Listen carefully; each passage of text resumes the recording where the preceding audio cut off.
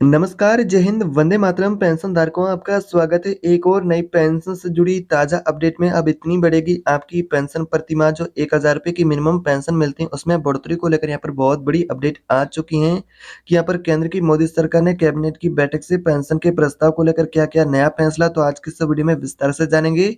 अगर आप एक पेंशनभोगी हैं, ईपीएस के पेंशनधारक हैं, तो इस वीडियो को अंत तक ध्यान से देखते रहिएगा। तो यहाँ पर आपकी पेंशन ईपीएस से जुड़ी ये बहुत बड़ी अपडेट आ चुकी है। कैबिनेट की बैठक में केंद्र की मोदी सरकार ने पेंशन के प्रस्ताव और पेंशनर्स की प्रमुख मांगों को लेकर जारी किया भयंकर ऐलान। अब आपको मिनिमम पेंशन कितनी मिलेगी और पेंशन से जुड़ी यहाँ पर लिस्ट भी बताई जा रही है कि लिस्ट जारी हो चुकी है, उस लिस्ट के अनुसार आपको मिलेगी क्या पेंशन। तो यहाँ पर आखिर जो ₹1000 की वर्तमान में मिनिमम पेंशन आपको मिलती है, उसे यहाँ पर सरकार बढ़ा करके कितना लागू करेगी। तो यहाँ पर मिनिमम पेंशन की बढ़ोतरी से जुड़ी यहाँ पर बहुत बड़ी अपडेट आ चुकी है ईपीएस 95 पेंशनभोगी उनके लिए।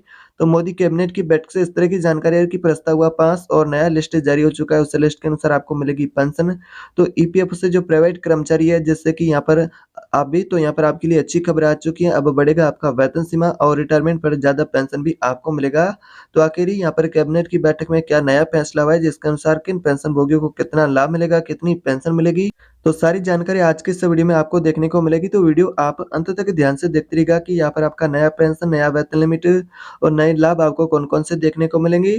तो आप इस वीडियो को अंत तक ध्यान से देखते रहिएगा और चैनल पर पहली बार आए हैं और अभी तक आपने चैनल को सब्सक्राइब नहीं किया है, तो चैनल को सब्सक्राइब कर दें और ये बेल आइकन को दबा दें ताकि आपको आने वाली इस प्रकार की ईपीएस 95 मिनिमम पेंशन से जुड़ी और ईपीएफओ से जुड़ी यहाँ पर पेंशन से जुड़ी ताज़ा अपडेट होगी, वो सबसे पहले मिलेगी। तो चलिए जानते हैं कि जानकारी विस्तार से कि आज की जो पूरी सच्चाई क्या होने वाली है पेंशन के प्रस्ताव से जुड़ी, कि यहाँ पर प्रस्ताव क्या पास होगा? यहाँ पर पेंशनभोगियों को पेंशन की बढ़ोतरी का लाभ कब तक मिलेगा? क्या यहाँ पर सरकार ने घोषणा की है? तो फिलहाल जानकारी इस तरह की बताई जा रही है कि मोदी सरकार का भयंकर ऐलान जारी पेंशनधारकों के पेंशन के प्रस्ताव को लेकर, जिसमें कि मेडिकल की सुविधा और हायर पेंशन की सुविधा को लेकर भी पेंशनभोगी ने मांग की थी। तो उसको लेकर भी चर्चा हुई। उसके बाद आखिर निर्णय क्या देखने को मिला है, जैसे कि यहाँ पर लिस्ट बताई जा रही है, उस लिस्ट के अनुसार आपको अब मिनिमम पेंशन ईपीएस की कितनी मिलेगी, तो उसके बारे में आज की इस वीडियो में विस्तार से जानेंगे। तो यहाँ पर मीडिया रिपोर्ट के अनुसार जो ताज़ा जानकारी बताई जा रही है, उसमें ये दावा किया जा रहा है कि जो पेंशनभोगी उनको मिनिमम पेंशन जो ₹1000 की मिलती है, उसे सरकार यहाँ पर बढ़ाएगी और ₹9000 प्लस में यहाँ पर आपको डीए मिलेगा। तो ये भी अपडेट आ चुकी है और 7500 प्लस डीए को लेकर भी अपडेट मिला है ताज़ा। दोनों की यहाँ पर पूरी सच्चाई को जानेंगे कि आखिर कौन-सा आपको लाभ मिलेगा पेंशनधारकों को मिनिमम पेंशन के रूप में। यहाँ पर बात करें तो नए पेंशन पर कैबिनेट की बैठक में सरकार में मची हलचल। उसके बाद इस तरह की अपडेट आ रही है मीडिया रिपोर्ट के अनुसार कि 1 नवंबर से पहले मिलेगा पेंशन आपको ₹1000 से बढ़कर के 9000 प्लस डीए। पेंशन धारकों को यहाँ पर कहें तो 10 साल बाद, 1 दशक बाद बहुत बड़ा तोहफा मिलने जा रहा है। कैबिनेट की बैठक संपन्न होने के बाद इस तरह की जानकारी आ रही है कि मोदी कैबिनेट का आप सभी पेंशन धारक उनको बहुत बड़ा तोहफा दिया जा सकता है। सरकार इस प्रस्ताव को लेकर यहाँ पर चर्चा भी कर रही है, जो कि पेंशनभोगियों के लिए अंतिम निर्णय भी अब जल्द जारी होने वाला है। तो फिलहाल आधिकारिक घोषणा पेंशन की बढ़ोतरी को लेकर जारी नहीं हुई है। आपको बता दें कि अभी फिलहाल तैयारी जारी है। पेंशन की बढ़ोतरी को लेकर सरकार से यही अपडेट मिल रहा है कि आपका जो पेंशन है उसे बढ़ाया जा सकता है। कितना बढ़ाया जाएगा, कौन-कौन से लाभ मिलेंगे, तो आधिकारिक घोषणा नहीं की। तो पेंशनभोगी ने ये मांगे रखी है कि पेंशनधारकों की जो मिनिमम पेंशन, हायर पेंशन और साथ में मेडिकल की सुविधा है, तो इन तमाम जो पेंशनर्स की मांगे उसको लेकर सरकार यहाँ पर विचार करे और अंतिम निर्णय क्या होने वाला है वो जारी करे। तो यहाँ पर आपकी पेंशन से जुड़ी इस तरह की जानकारी बताई जा रही है कि जो सरकार के द्वारा अभी प्रस्ताव है पेंशनधारकों का, वो अंतिम चरण में है। तो इसी महीने की यहाँ पर बात करें 30 तारीख से लेकर के आपको 1 नवंबर के बीच में यहाँ पर आपको बहुत बड़ा तोहफा मिलेगा कि वेतन लिमिट बढ़ा करके आपका ₹21,000 लागू किया जा सकता है, जिससे कि आपका वेतन लिमिट बढ़ाने से आपका योगदान बढ़ेगा और पेंशन भी बढ़ेगी। तो यहाँ पर सरकार ने जैसे कि यहाँ पर यूपीएस की घोषणा की थी, उसके बाद ये प्राइवेट कर्मचारी, निजी कर्मचारी, उनकी ये मांग भी बढ़ चुकी है कि सरकार उनके लिए भी पेंशन की बढ़ोतरी का ऐलान करे। और उसके बाद पेंशनभोगी ने सरकार को यहाँ पर नोटिस भी भेजा था। उस नोटिस के अंदर पेंशनभोगी ने ये मांग रखी थी कि सरकार वेतन लिमिट बढ़ाए, मिनिमम पेंशन बढ़ाए और मेडिकल लाभ है पेंशनभोगी उनको दिया जाए। तो इन मांगों को लेकर जैसे ही अप्रैल के अंदर पेंशनभोगी ने प्रस्ताव सरकार को सौंपा था, उसी के बाद यहाँ पर बात करें, श्रम मंत्रालय ने आगे पेंशनधारकों के प्रस्ताव को वित्त मंत्रालय के पास अंतिम निर्णय के लिए भेज दिया था। तो अब जो पेंशन का प्रस्ताव जो कि अंतिम चरण में है वित्त मंत्रालय के अंदर, तो उसको लेकर यहाँ पर अंतिम निर्णय को लेकर अंजार में है कि सरकार से पेंशनभोगी की कौन-सा निर्णय उनके लिए लिया जाएगा। उन्होंने मांग की है कि वेतन लिमिट सरकार बढ़ा कर के ₹15,000 से ₹21,000 करे। तो उसको लेकर बात भी हुई है। तो यह कदम वित्तीय सुरक्षा और लाभ में पेंशनभोगी उनका जो लाभ मिलता है उनको यहाँ पर उनमें सुधार मिलेगा और वित्तीय स्थिति भी पेंशनभोगी उनकी सुधरेगी। तो फिलहाल बात करें तो केंद्र सरकार के जो कर्मचारी उनके लिए सरकार ने यूनिफाइड पेंशन स्कीम की घोषणा की थी। उसी के साथ अब निजी क्षेत्र के कर्मचारी है उनके द्वारा भी ये माँग उठने लगी है और ये माँग बढ़ भी चुकी है कि सरकार यहाँ पर मिनिमम पेंशन की राशि में इजाफा करे।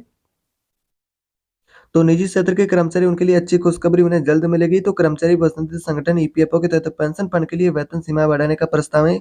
इसमें कर्मचारियों का प्रोविडेंट फंड यानी कि पीएफ का योगदान आपका बढ़ेगा, जैसे कि 21,000 रुपए के वेतन लिमिट से तो योगदान बढ़कर के अधिक आपका होगा तो पेंशन भी आपकी बढ़ेगी।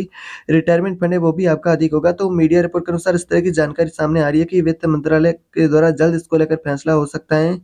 जो संकेत भी मिला था श्रम मंत्रालय से कि आपका वेतन लिमिट 15,000 रुपए से बढ़ाकर के 21,000 रुपए किया जा सकता है, उसको लेकर सिफारिश भी की जा रही है। अगर इस प्रस्ताव को मंजूरी मिलती है, तो पेंशनभोगी उनको यहाँ पर बहुत बड़ा कहे तो लाभ मिलेगा। तो अप्रैल के अंदर पेंशनभोगी ने प्रस्ताव सौंपा था, जुलाई के अंदर जो विरोध प्रदर्शन करने के बाद पेंशनधारकों ने श्रम मंत्रालय को पेंशन का प्रस्ताव दिया था, पर वित्त मंत्रालय के अंदर अंतिम निर्णय के लिए भेज दिया था।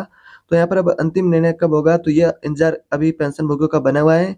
तो कर्मचारी पेंशन योजना का प्रबंधन यानी कि ईपीएफओ के द्वारा किया जाता है, जो कि 2014 के अनुसार आपको जो पेंशन के संशोधन के अनुसार पेंशन आपको मिल रही है, जो कि 1,000 रुपए की पेंशन मिनिमम और अधिकतम पेंशन 7,500 रुपए और वेतन लिमिट जो कि 15,000 रुपए। 2014 से पहले 6,500 रुपए की वेतन लिमिट थी।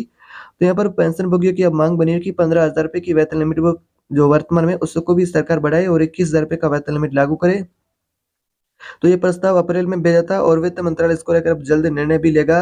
तो वेतन लिमिट आपकी वर्तमान में बात करें तो 15,000 रुपए जिससे कि बढ़ाकर के 21,000 रुपए करने को लेकर मांग बनी हुई है पेंशनभोगियों की। अगर इस वेतन लिमिट को मंजूरी दी जाती है, तो यहाँ पर आपका योगदान बढ़ेगा और पेंशन भी बढ़ेगी। तो प्रस्ताव के मुताबिक वेतन सीमा को 15,000 रुपए से बढ़ाकर के 21,000 रुपए किया जा सकता है। इससे कि प्राइवेट कर्मचारी, निजी कर्मचारी है, उनका ईपीएस पेंशन में योगदान बढ़ेगा, क्योंकि ईपीएस और ईपीएफ आपका वर्तमान में योगदान बात करें तो 1,800 रुपए का होता है।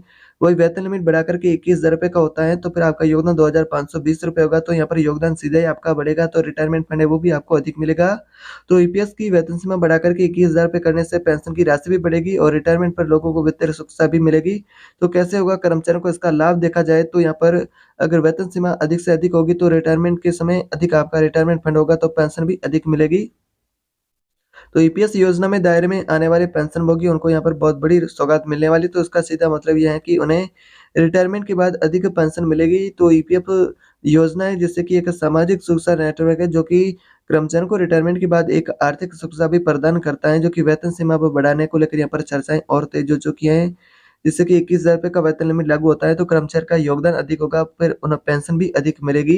तो सरकार भी इस प्रस्ताव को लेकर फिलहाल विचार कर रही है। आधिकारिक घोषणा कोई भी पेंशन की बढ़ोतरी को लेकर जारी नहीं हुई है कि आपको इतना पेंशन मिलेगा, ये साथ में आपको लाभ मिलेंगे। अभी सरकार के द्वारा और ईपीएफओ के द्वारा तैयारी जारी है। इस पेंशन के प्रस्ताव को लेकर आपको जल्द अच्छी गुड न्यूज़ देखने को मिलेगी। और आप इस तरह की नई और पेंशन ईपीएस से जुड़ी ताज़ा अपडेट पाना चाहते हैं, तो चैनल को सब्सक्राइब कर दें, बेल आइकन को दबा दें, ताकि आपको इस प्रकार की महत्वपूर्ण अपडेट भी मिलती रहे। और अपने साथी पेंशनभोगी उनको ये वीडियो ज़रूर शेयर करें, ताकि वो भी इस जानकारी को जान सके। तो नई ताज़ा जानकारी के साथ फिर मिलेंगे, तब तक के लिए जय हिंद।